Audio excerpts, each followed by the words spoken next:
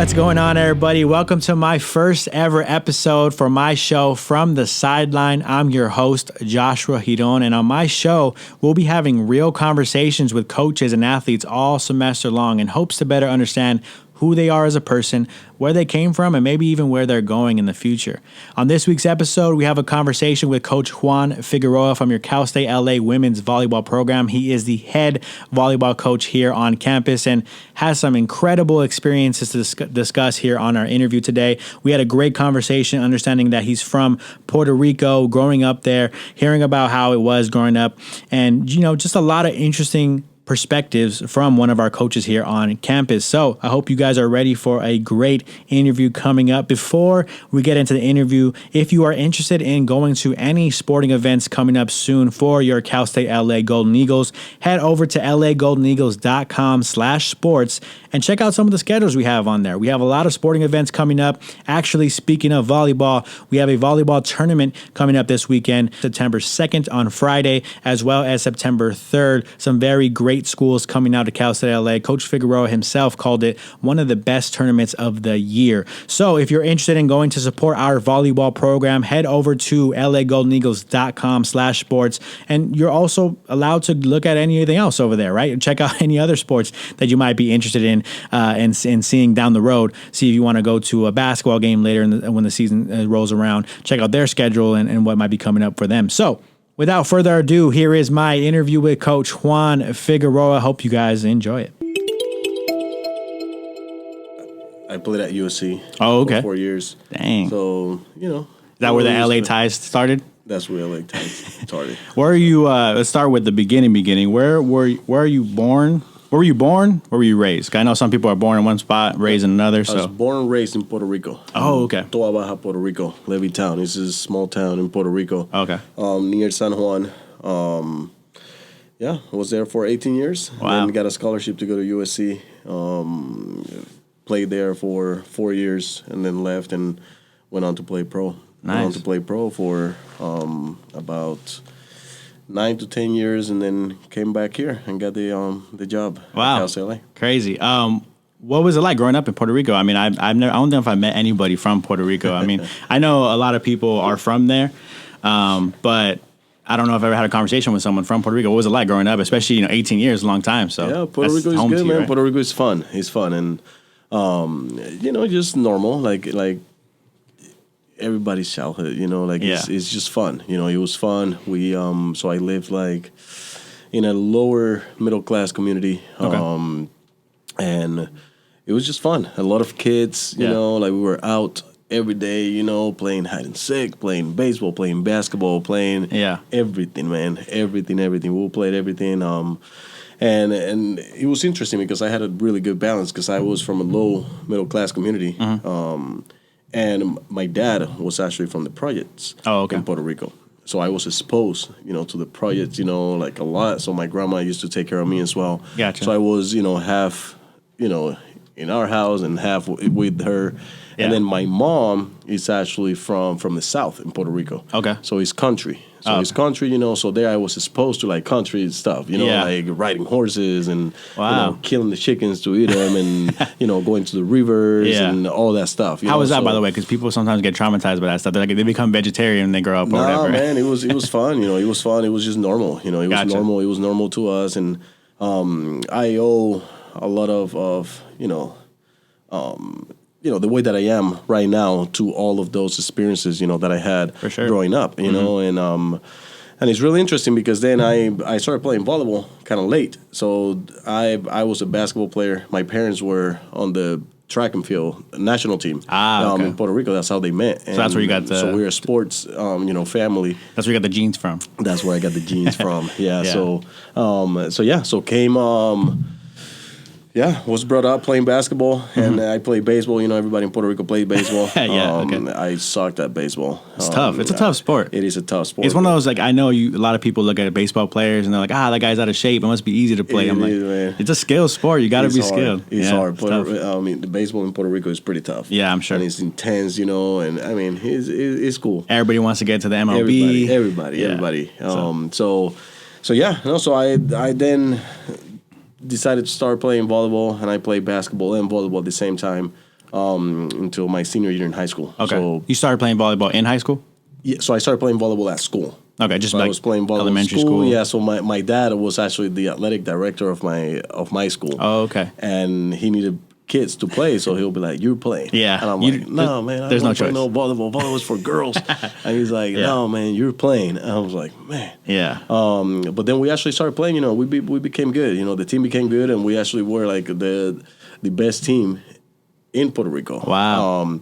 So we actually, so we started playing, man. Like we went to the World Championships high schools, and we won. We won in this big tournament. Really? So that was a really good experience. And then right after that tournament, the junior national team came and tried to get me, and me and another one of my friends, and we're like, well, I don't know. But then we actually started playing on the junior national team, and we went to the World Championships. Nice. And finished 6th in the world. Wow, that's crazy. Did they fly you? Obviously, flew you out. Where were you? Where were some places that you were actually playing? And was that the first time you left Puerto Rico? Did you travel a little bit growing up, or was it like? So I travel. We and I used to play basketball in the hood in Puerto Rico, right? So I used to play basketball in the hood in Puerto Rico, in Cataño, Puerto Rico. It's one of the roughest cities, and we were playing there. A bunch of like inner city kids, just playing, and we used to travel. We traveled to like Louisiana one time. We traveled to Cuba. We traveled to like Kansas. We had like some trips, to play basketball. But then I started playing volleyball, and then I started, traveling with them as well. So I traveled to a few states, out here, and then with the national team, we went to like Dominican Republic. The World Championships were in Thailand. So I started getting exposed, to the world. Yeah, right? for sure. And going to the World Championships with the junior national team, when I actually got back, I started getting all these letters from universities out here in the States. Wow. But I didn't even want to go to, really to university like out here. Yeah. So was it kind of one of those things where you were like, nah, I want to stay home and still I want to stay here? Yep, I want to play pro. I was like, I want to play pro, and I was actually good enough to play, from high school and basketball as well. Yeah. So I had scholarships for basketball and volleyball. Wow. And my dad was like, man, like, you're good at volleyball. You should play that. What? I was like, man, I don't want to do that. Yeah. Did you feel at that point your passion was still basketball and it was just volleyball on the side? Basketball, man. Basketball is my sport. I love it. Yeah. I'm the same, by the way. I love basketball. Man, I love basketball. I love volleyball. It's giving me a lot, Yeah. But deep inside, I'm a basketball guy. Yeah, I got you.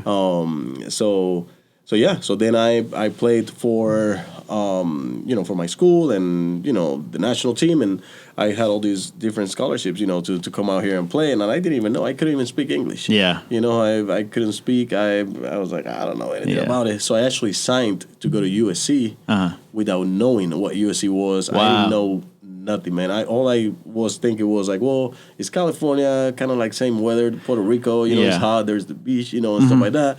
So let's go. Wow, that's crazy. That's actually interesting to see because like obviously growing up, I grew up here in Los Angeles, so growing up in the States, like right here on, what you call the mainland, I guess, whatever.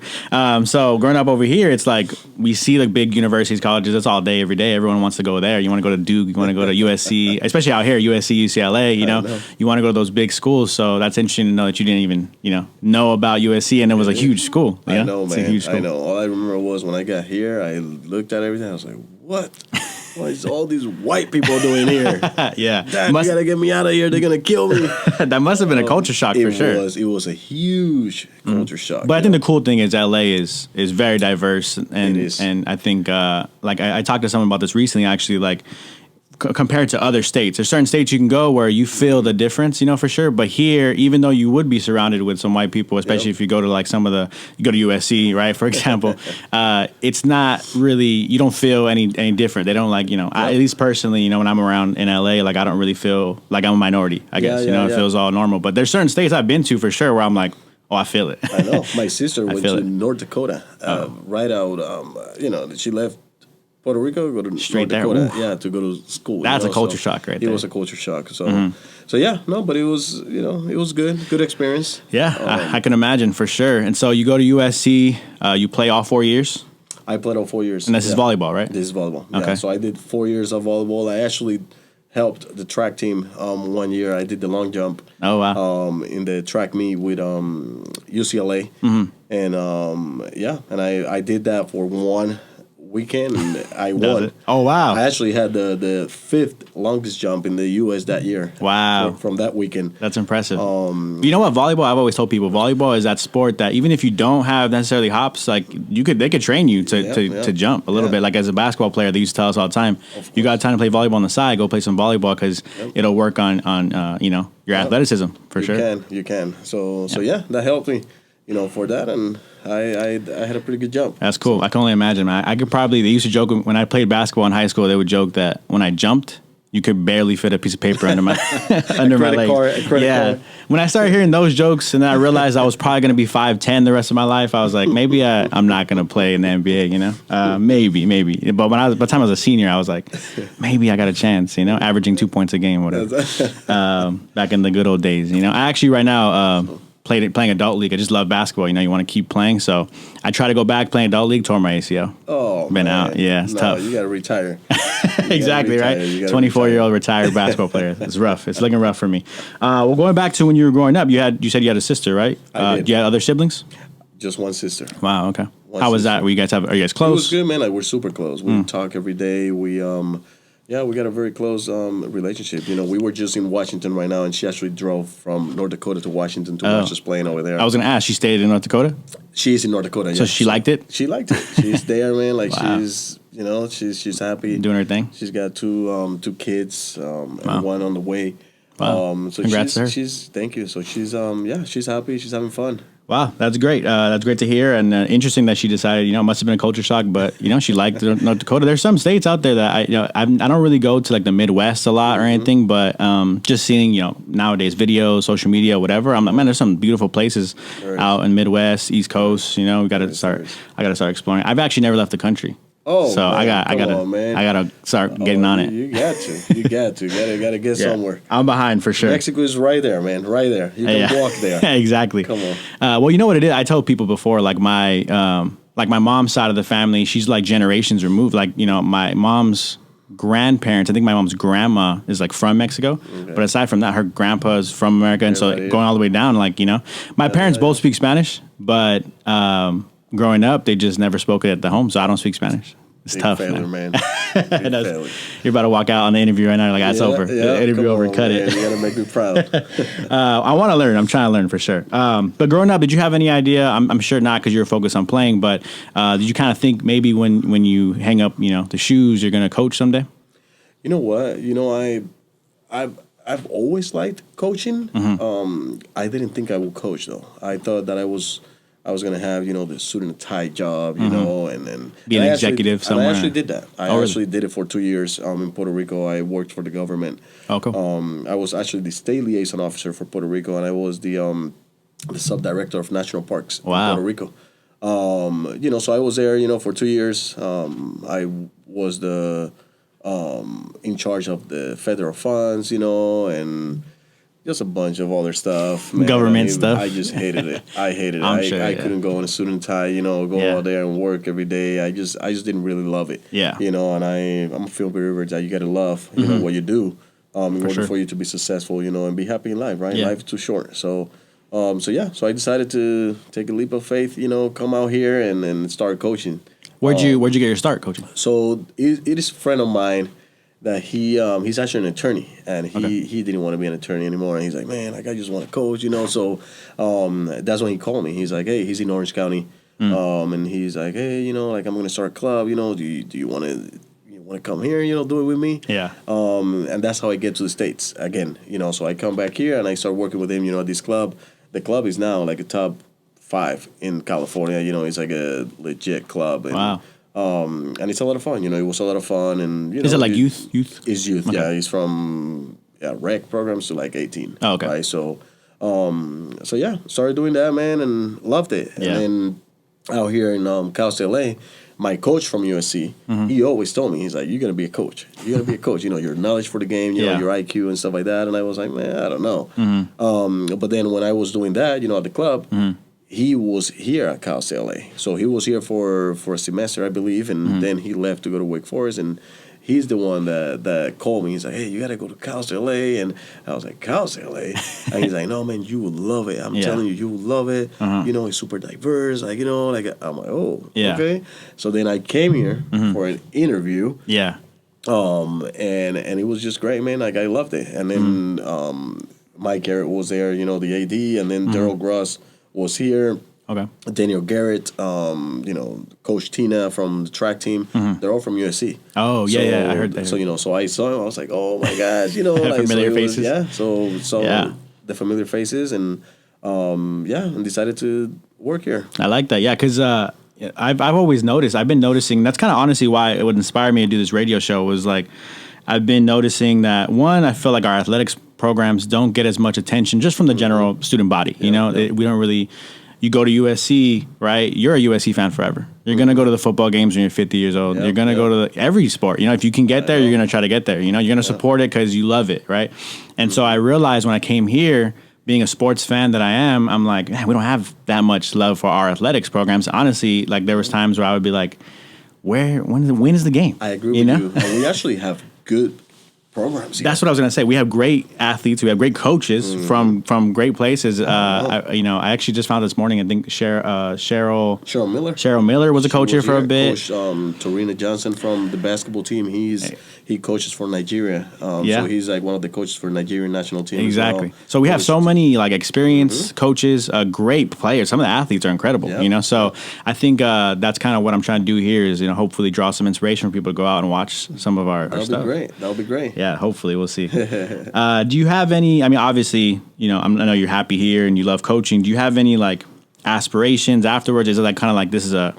Do you see this as a stepping stone to somewhere else? Maybe going to coach at USC or something? Or are you kind of just happy where you're at now? So you know what? I take a year at a time, right? I've had the opportunity to leave here already like 5 times. Oh wow! And I have stayed here. I actually love what we're doing here. I actually like it. I think it's like my baby, right?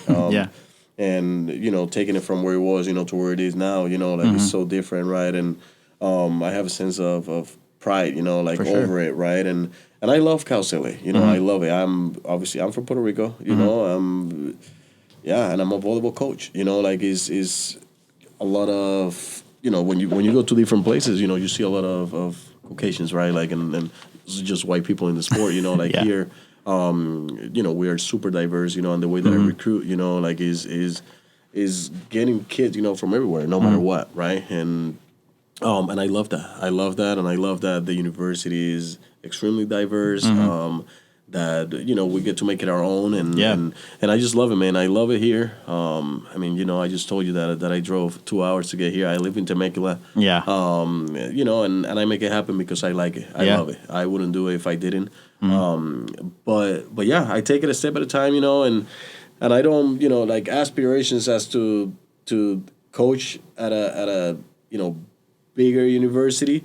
I don't really have that right now. I'm not gonna say that I have that, you know, in the future, but I don't have an ego, right? I already played volleyball at the highest level that you could possibly play. I did what I did, you know, like people respect me. I go to all these tournaments, you know, everybody, you know, respects me for what I did and what I'm doing now.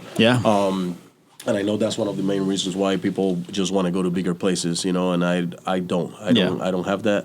I'm happy here. I love what we're doing, and I love impacting these kids' lives. Yeah, you know, I love it. Yeah, I love that because, like I said, you know, obviously I'm coming here to CSULA, so like this is my school, man. I'm trying to represent, I want the school to be the best that there is. And I was telling someone the other day, when a classmate of mine was telling me he's from Indianapolis, went down to Sacramento, and then found his way here. He's like, LA's overrated and stuff. I'm like, yeah, okay, sure, I guess, yeah, I could see that. But I'm glad that, you know, he's like, I like the school though. I like the school, and you know, coming here because it's like we're like. USC's heart of LA, but we're number 2. Right outside. You know? Right outside. We're not far. You got the views, you know what I mean? And you get the LA experience, you know, for sure. I completely agree with you. But I'm born and raised here, so I'm a little biased for sure. I love it here. I love it. But I see some of the issues. A lot of people, you know, some people have to live 2 hours away because it's expensive out here. You know what I mean? It's pretty pricey. But you know what? For me, it's more like I love LA. I went to school here. My wife and I we met at USC. So oh wow, we have strong ties. In LA. And I went to school. Over there, and I've been here now this is my 7th year. So I love LA. It's my second home. I just like I don't like the how hectic it is, right? Yeah. So for college, I think it was the best place to be. Yeah. Now to raise my family and stuff like that, I like it more quiet, For sure. more, a little more peaceful. And I'm very happy being away. Yeah, no, I could see that for sure. Getting home as a kid, my parents, working downtown, living not super far, maybe like 15 minutes out of downtown. It takes you 2 hours to get home, even though you live 10 miles away. It's crazy, So I could see that for sure. It can get kind of crazy, and then raising a family can be a little hectic when you're, you live on a busy street and whatever, So I totally get that for sure. As a coach, I talked about fan support a little bit. My perspective on it is that we could use a little more fan support. Anyone out there listening, go to a game, Yes, and go to some games. But how do you feel? How's it been? You've been here for a few years. How has it been? Yeah, so what? Like, it's been okay. I think that we should. Get the word out there, right? More. And like in terms of, the university itself, right? Like we need to get all the students, involved. And I mean, we have like 26,000 students, I think, or something like that. Yeah. So I've been myself. I've been to the dorms, talk to them and stuff like that. Try to do different activities. Like a pizza night. Like we've done shirts. We've done like different things. To try to get them in there. And we've had some games. That we've had some pretty good crowds. But I think, the fact that the university was pretty much a commuter school. Before. I think that played a role in it. I think now that we have the new dorms and like the old ones, there's more people on campus, and they just need to know that we're playing. Yeah. They need to know that we're playing, and I'm trying to do my best to get the word out there, for them to know. But I'm trying to get that, trying to get that pridefulness, like from the students, just be proud, that we're here in LA, and when the soccer team plays, I take my whole team over there, and when we're here, and we go out there and we scream and we have fun, and I'm trying to enhance that experience, right, for our students, right? So yeah, I think it's getting better, but we gotta get the word out there. So yeah, I agree. I do think it's getting better. Like I said, I mean, I'm guilty of it myself. Like I've multiple times come to school. I go to class. I'm here for an hour and I leave. And I'm out because I'm like I gotta go home, man. Like you said, commuter school. I don't walk to my dorm. You know what I mean? I live 15, 20, 30 minutes away sometimes, and then I got work later, whatever. So I totally get everyone's busy, and I understand that for sure. And we have older students as well. That, they got full-time jobs and stuff. So a lot goes into it for sure. But I do know there's a real good amount of students who have that time. They can make it out. Maybe don't work part-time jobs because they don't have to or whatever, and they can make it out and support. So that's kind of what I'm hoping that we could push and try to advertise more and get that word out. That'll be amazing for sure. How would you describe yourself as a coach? I went to one of your games. I saw you coach a little bit. I have an idea of how I would say you are as a coach, but how do you describe yourself? Do you see yourself as like this, fiery, screaming I'm guy? Fiery. I just so the game that you came, I think you came last week, right? Yeah. I was just sitting there, right? Like I'm Puerto Rican, right? Like so I have a little fire in me, and yeah, man. Like I'm intense. I'm intense, but there's a good balance, right? Like my philosophy as a coach is to create a fun environment, right? But you holding people accountable as well, right? Yeah. So there's a good balance. I do a pretty good job, just communicating with my players, and just getting to know them, right? Like I don't coach everybody the same way. Yeah. I don't coach everybody the same way. Again, you got to get to know him and see what works, for each player, right? And yeah, I mean, if I got to scream at somebody, I'll scream at somebody. If I got to, be like, hey, we got to do this, and just tone it down a little bit with a certain player, I do that as well. But it's about fun, man. Like you gotta have fun. You gotta have fun. I always tell my team, man, like it's just volleyball. It's a sport, right? Nobody's more competitive than me, but at the same time, it's just a sport, right? Like so, we just gotta go out there and play, man. We gotta go out there, play, have fun. When we go on trips, I try to take him, to different places. We do like some team bonding stuff. We new restaurant together. Or something. Yeah, we do. We just went to Washington. We went to see some waterfalls, and stuff, and just go out there, walk around and just create, and have some experiences that we can that we can share, in the future. Right? Yeah, no, I think that's super important as a coach. I obviously growing up, I played basketball, so I had a couple different coaches, and I went to a high school that was kind of known for being good at basketball for the first 2 years. and I ended up leaving that school.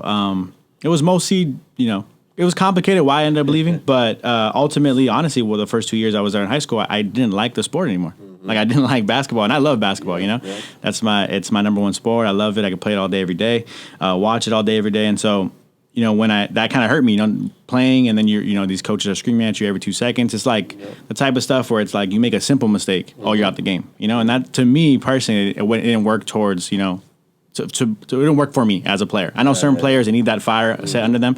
It didn't work for me as a player. I went to a different school, and then that school ended up, the coach was the complete opposite, right? Yeah. Almost didn't care, So I was like, dang. So I wish they had that balance, and I think it's important for coaches to understand that, like you said, every player has a complete different, outlook on how they play and, why they're playing or just their motivations, like how to motivate them. So I think it's important to definitely see that for every single player. Every single player is different. That's cool that you have that perspective for sure. You're pretty close with your team and stuff. You feel like I'm pretty close, man. I'm pretty close. You have some old players, former players who would come. And I do, and all the players that were with me my first year here. It was 5 players, and 3 of them were Puerto Ricans. 2 of them were from here. All 3 of them stay in touch with me, man. Like they call me for everything, and I try to help them, with everything, right? It's much more than just volleyball, right? Like, and a lot of the times for all these girls, you're like a father figure as well, and you got to set a good example. You got to, just teach them, right? Teach them, the right way, right, of living. And I share a lot of my personal experiences with them, and I try to teach them about everything, man. Like even credit scores, investments, all that stuff. I'm always talking to them about planning, their lives, making the right moves, putting themselves in a position to, to get to where they want to get, right? So yeah, I try to be involved, man. I try to impact their lives, in many ways, and sometimes it works, sometimes it doesn't. Yeah, for sure.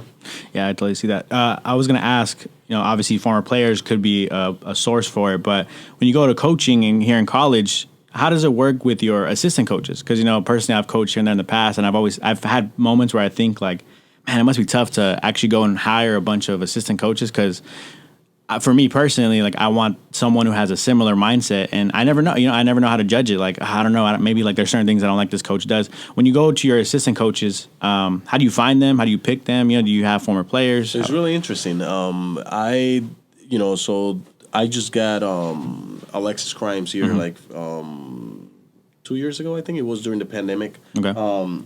And Alexis Crime she's a 4-time All-American from Long Beach State. She has a bunch of records over there. She played on the U.S. national team for many years.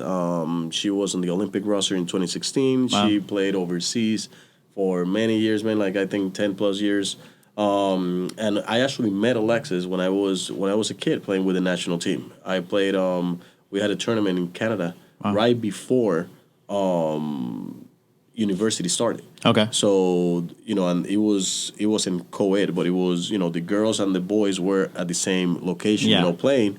And I got to meet, all the girls from the U.S. and stuff, because I was coming to USC. Yeah.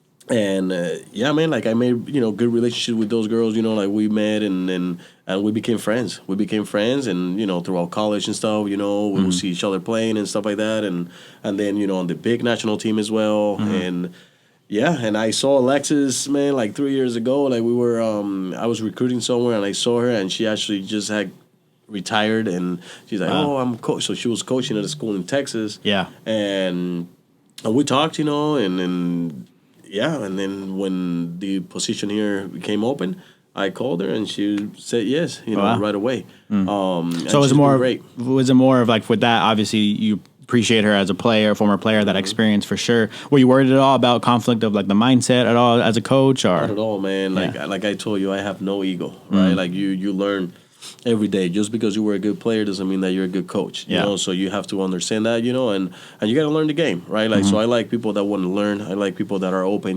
to have conversations, about different things, and the game keeps evolving, like it keeps evolving. There's like so many different things, that we do now that we didn't do back then. So you just got to learn, man. Like you got to learn and you got to be open to learning and you got to be open to listening to other people, and stuff. And I'm like that. I'm really, really, really easy to work with. Wow. And is that, you know, what I keep telling you, I have no ego, you know, and he's not like, oh, I used to do it like this. No, man, like, all right, hey, let's talk about this. You know, how do we, you know, how do we do these? You know, what do you think? You know, tell me your opinion.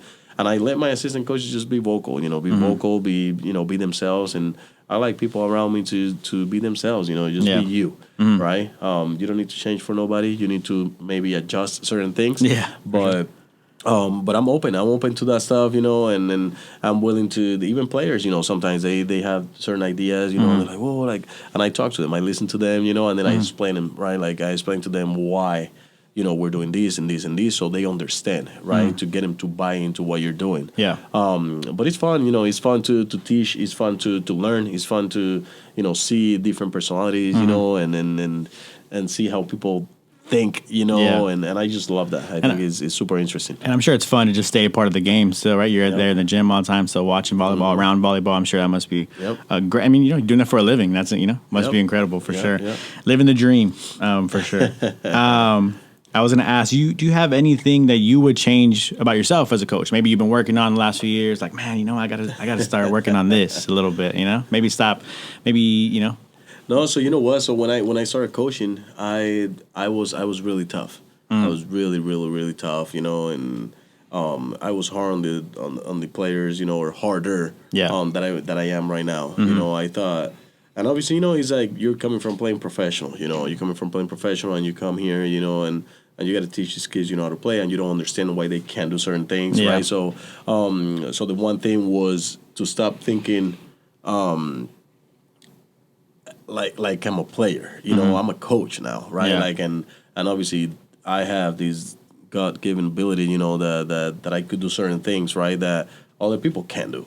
So that's the hardest part, you know, understanding that, right? And just putting a line in that and just be like, no, I'm a coach, man. Like, I'm not a player anymore. Like, I'm a coach. I need to teach him, right? Like, how to be the best they can be. Yeah. But some of them are not going to be able to do the stuff that I did, right? So I think that's the toughest part, you know, and I worked in that. And yeah, man, like, as a coach now, I consider myself to be a pretty good coach, you know, and I get my message across, you know, girls respect me. I respect them. There's a good communication, you know, in between both. Yeah, man, like, I just have a good balance. I have a good balance, you know, and that's what's taking us, you know, to where we're at right now. Yeah. Obviously, I know you started here and you got that opportunity that was kind of given to you. And we only have women's volleyball. We don't have men's volleyball right here, if I'm not mistaken. So did you ever think about coaching men, or have you coached men before? And is it a difference? Because I know personally I've coached a little bit of basketball. So men and for me, coaching, I've coached like high school, like I've been in high school practices, obviously trying to assistant coach and do for the boys versus the girls. And I personally enjoy actually coaching girls more because, like you talk about ego, even high school kids, you know what I mean? Like, especially playing basketball, they're like, I'm going to the league. You know what I mean? It's it. So, you know, you're in my way, if anything, you know, versus girls, they tend to be more open to learning, in my experience. Is that how you feel as well? Yeah, no, I mean, like, I'm open to coaching, you know, like anything, right? Like, I'll coach anything. It's just two different games. You know, men's volleyball and women's volleyball is way different. I mean, like, it's literally like very, very, very different. Yeah. You know, it's men's volleyball is faster, it's more physical, is you know, it's more power, right? Girls is more defense, right? Like, it's more like, you know, on your heels back, right? Instead of like being like right? So it's different games. I've been offered to coach men's volleyball at the highest level, and I haven't made the move to any of that. So I enjoy coaching the girls, you know, here that we have right now, but I think I'll enjoy coaching men's as well. You know, so I don't want to say you're against it or you're never gonna do it, but because I would. Yeah. But right now I'm here and I love what I'm doing and I love our team. I totally get you. Yeah, for sure. And your team, they seem well connected. You know, when I watch them play, they seem like they love each other, love playing together. They look like they have fun out there. So they do. And they're good. They're good. You got a good team for sure. They're a little too nice. They are. I totally get you. Aside from coaching, did you coming out of college have any ideas on where you wanted to go? You said like kind of a suit and tie kind of office job coming out of college. Even now at this point, you've been coaching for so long. Do you have any other things that you've thought of? Maybe dipping your toes in a little bit. Other fields for like a career or like just side stuff. Like I don't know, you make some music on the side we don't know about, or something. No, like I actually no, man. I just do the coaching. I do the coaching. I do the club. Like I'm actually I own my own club now. Okay. And that's my business. Like that I do. Outside of here. But no. I actually thought during the pandemic I wanted to do to do chickens. So I wanted to do pasture eggs. And stuff like that. Like I was actually thinking about doing that. I was actually looking into it to go into that business. Wow. Because I love it. I love, like chickens. I love horses. Mm-hmm. I had 2 horses. And I just love that world, of like a farm, mm-hmm. like you grew up in it, like you said, a little bit. So. And I love it. Mm-hmm. And it's peaceful to me. Gotcha. But yeah, as of right now, though, man, like I'm in volleyball. I like what I'm doing. I make a good living.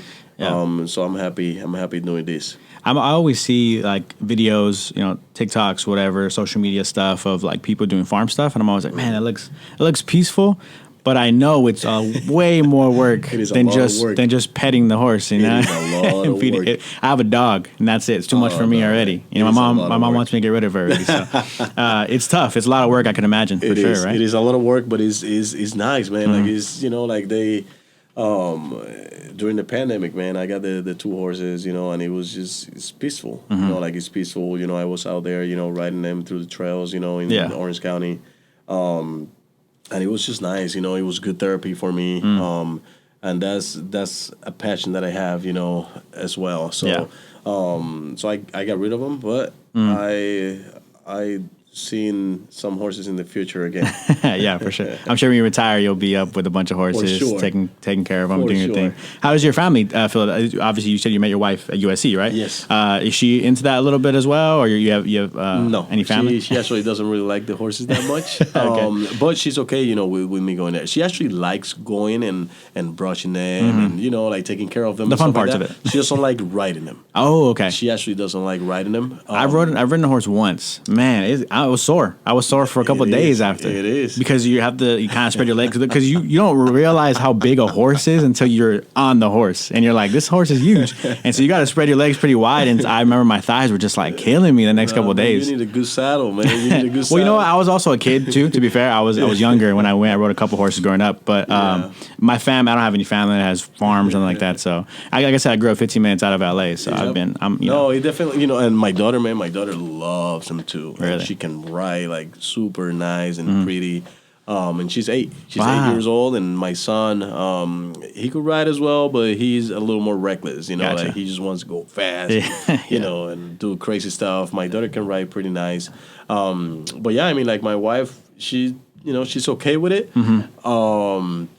But she wouldn't ride them. Yeah. She's like, well, you get the horses if you want, but that's all you. Exactly. That's all you. You need a little bit of help here and there, exactly. But you got to make sure you're doing it. That's cool. It's interesting to hear, actually.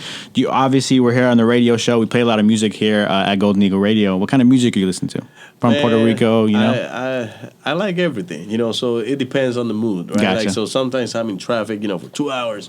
I'll just put Christian music, right? Okay. But sometimes, I put Bad Bunny. Bad Bunny, I the opposite, to almost. Farruko, all that stuff, like Gotcha.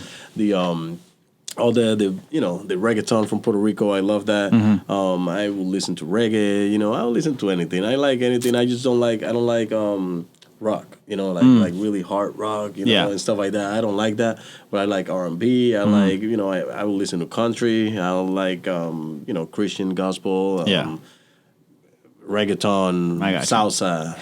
You mentioned Bad Bunny.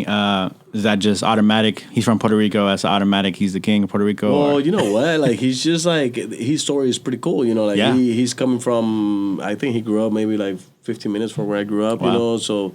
And he used to work at a grocery store over there on the corner, so the struggles, right? Where he's from, and to see him now, where he's at, right? It's kind of crazy, man. Like, you look at it, you're like, man, like this guy. Probably the biggest artist. Biggest right now. Period. Like, right honestly. Now. And very controversial, like he's he's a little crazy. But for me, it's something to be proud of, Somebody from Puerto Rico, doing, what he's doing is it's kind of cool, and it kind of like gives kids hope, that they can do something special. For sure. Yeah, I find that super interesting, that perspective, because obviously being born and raised in LA, I don't know if I have that. I don't know. Maybe other people in LA feel that way, but like obviously, like Kendrick Lamar was born and raised in Compton, so you're like, yeah, it's LA, So, there's some certain like YouTubers that I growing up from where I grew up that came out and they were kind of famous and whatever. So it's cool. Like to me, I'm like, it's cool. Like they're from my city, whatever.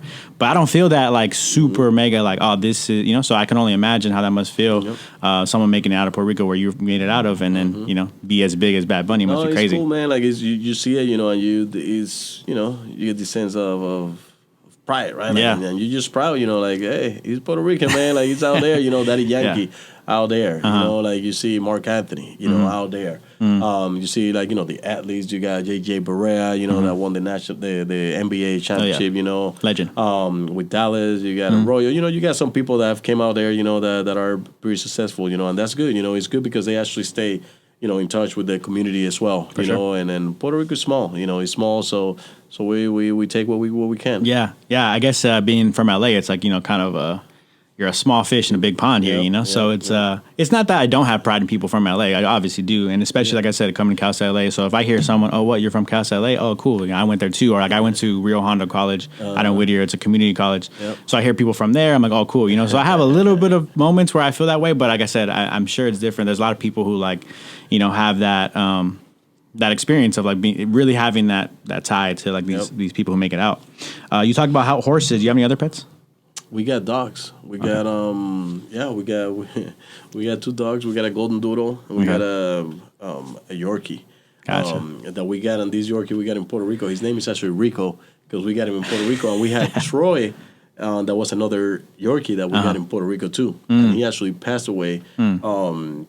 I think it was like a year ago, and then we went to Puerto Rico in the summer, or like I think a few months after that, and we bought this dog, this older Yorkie, and he was born the same day that the other one died. Wow. That's crazy. So that was like pretty cool, and then so we got him. We got a golden doodle. My kids love animals, man. Like my son is begging me right now for a like a gecko, like a gecko, whatever. Like a gecko, whatever, like an iguana. And my daughter is trying to get a hamster.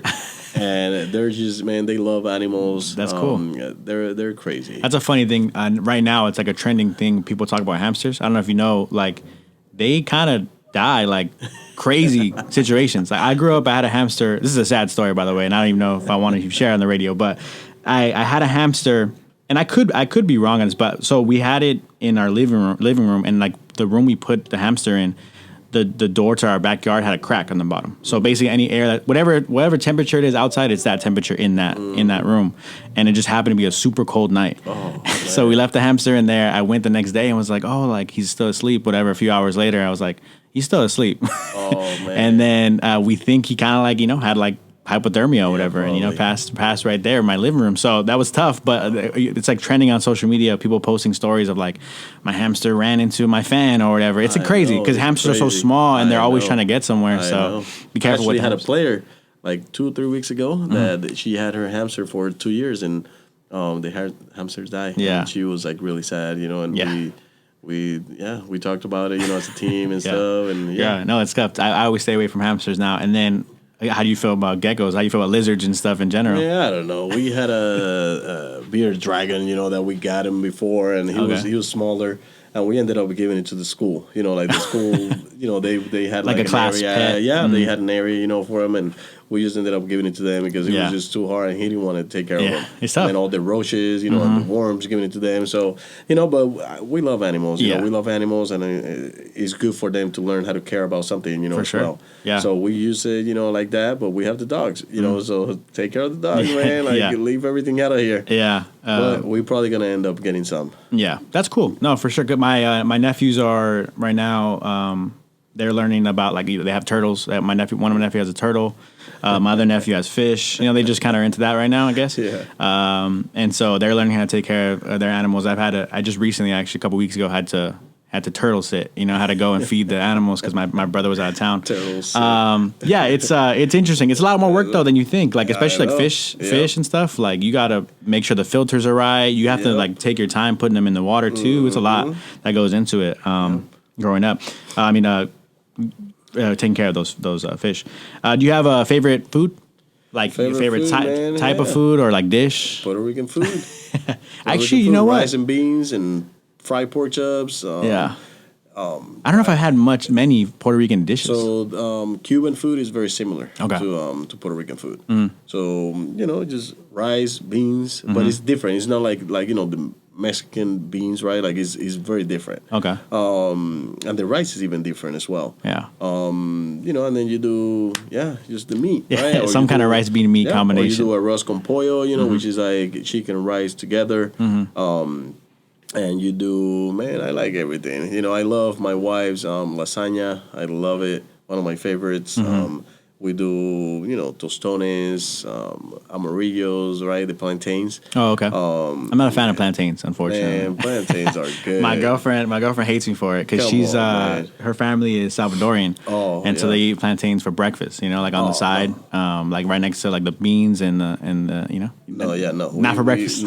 We eat them for lunch and dinner. Okay, gotcha. But with the rice and beans, like the plantains, and then we have like mofongos in Puerto Rico, man. Like my favorite, man. I love it.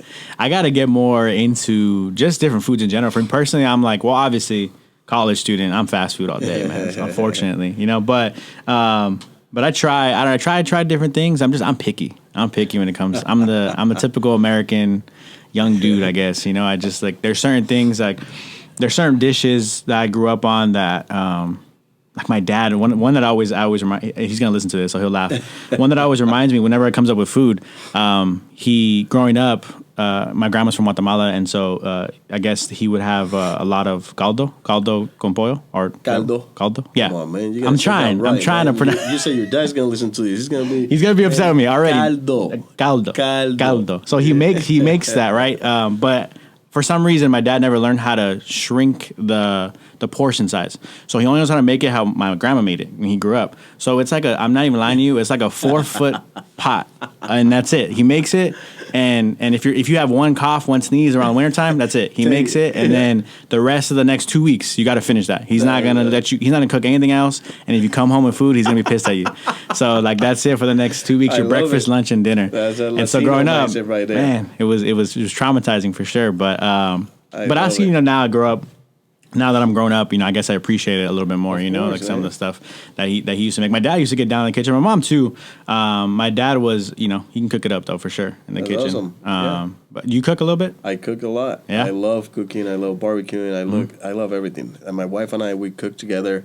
Or if she's busy, I cook. If I'm busy, she cooks. We're open to that. If I'm at the house, I'll cook. I don't have a problem with that. I don't like cleaning after, but I'll cook. Yeah, that's the worst part. What's your go-to cook? Like, you make it fire. Someone you have to cook dinner for someone special. This is your go-to. Rice and beans, okay. Man. Like it's good. I can cook it really good. I believe my beans are really good. Okay. And then I can make some. I make either skirt steak. With onions and cebollado, or I do chicken.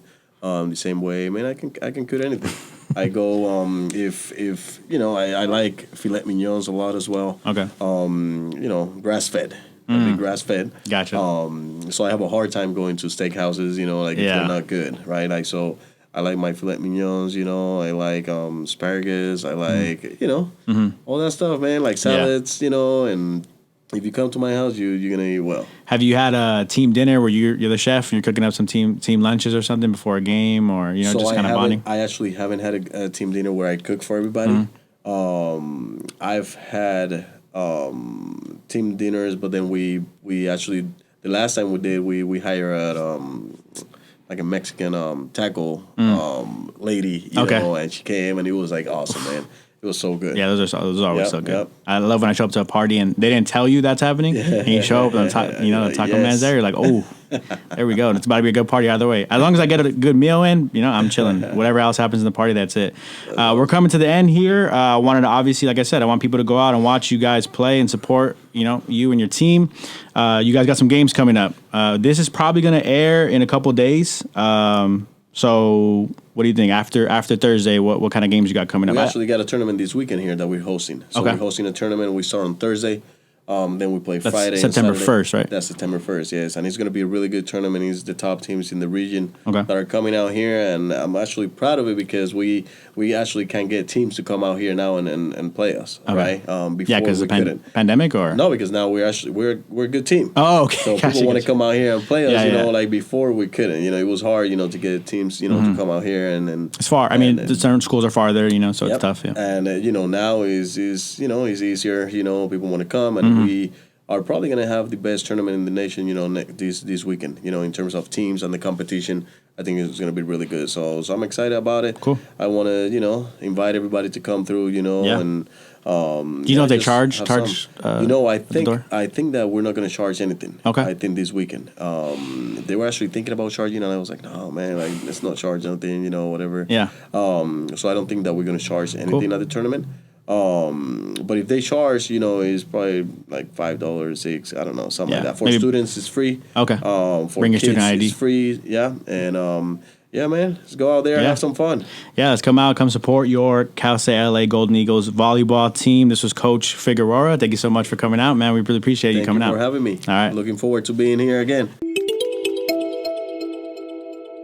So there was my interview with Coach Juan Figueroa of your Cal State LA women's volleyball program. I really appreciate the head coach making his way all the way down here from Temecula. It took him 2 hours to get here this morning. I can't thank him enough for taking time out of his day to speak with us and let us know, dive into his life a little bit. Let us get to know him and who he is as a coach, who he is as a person. I was beyond interested. I hope everyone listening enjoyed that interview. And one big takeaway that I have from this really is just the fact that we have a lot of talent here at Cal State LA that kind of goes unnoticed to the general student body. And I know there are a lot of people out there who do support our athletics programs. There are a lot of students, former students, who try their best to make it out to sporting events and support the school as much as possible. But I do think we can still grow that fan base from the student body. And if you're out there and you're part of the general student body, appreciate you for even reaching out and listening to Golden Eagle Radio, because I know that's also tough it's a step to go out of your way to go listen to our radio show. There's a lot of content you can consume out there. So for you to be consuming this, I already appreciate that.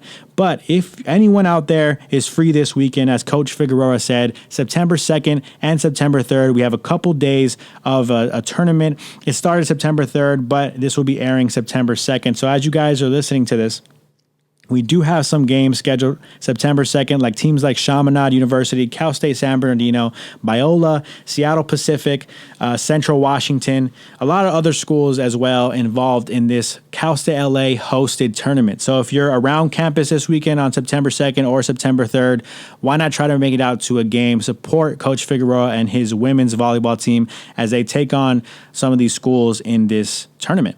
If you guys are interested in looking at future dates for scheduling and when you might be able to make a game, not this weekend, but sometime in the future, I highly recommend you go to lagoldeneagles.com/sports to look at our full schedule of all our sports. We have men's soccer, basketball, cross country, track and field, as well as women's basketball, cross country, golf, tennis, track and field, volleyball. Just a lot of sports for us to go out and support, a lot of athletes to go out there and root for, as they are representing us. They're representing our school in these athletic events. So if you guys have time, reach out, go see if you can make it to a game. Again, that is lagoldeneagles.com/sports. Check out what is going on and when you can go out and make it to a game. If you have an ID, it will be free. And that is I just rhymed on accident right now. That was kind of crazy. So if you guys can make it out, I really appreciate that, especially to go support Coach Figueroa, show our appreciation for him taking the time out of his day again to come interview.